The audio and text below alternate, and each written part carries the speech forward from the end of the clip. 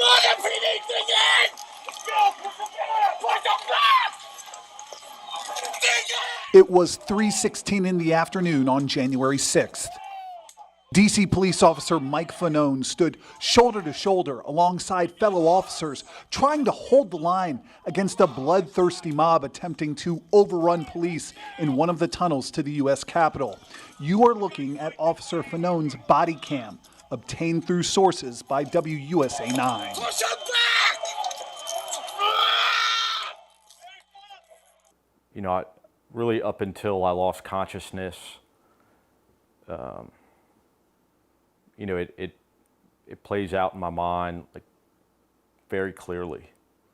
I sat down with Officer Fanone Wednesday at his home in Northern Virginia, where he continues to recover from the mental and emotional scars of that day. I got one! According to court documents in criminal cases against 5 different men charged in his assault, Officer Fanone was pulled into the crowd, then beaten, kicked, stripped of his badge and radio, and tased numerous times.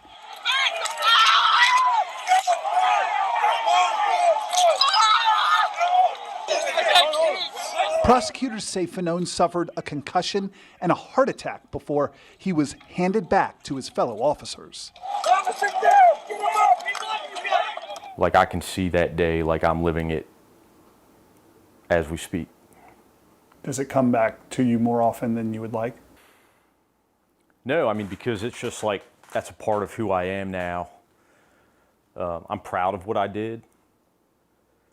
I don't think I would have had it any other way.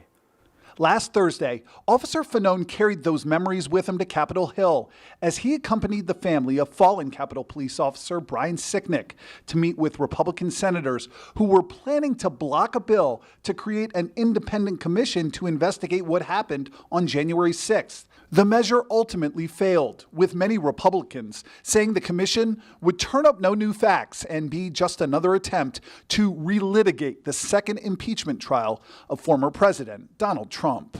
It's tough, you know, kind of reliving like the most traumatic experience of your entire life over and over and over again to a lot of people who I think really are devoid of compassion. Nearly 5 months after his attack, Officer Fanone remains on leave, focusing on his recovery and his 4 daughters, 3 of them under age 10. He says despite the horror of that day, what happened to him taught him something about the way he wants to treat other people, about the way Fanone says we should all treat each other. Experiencing the amount of violence that I did and, you know, having lived through that makes me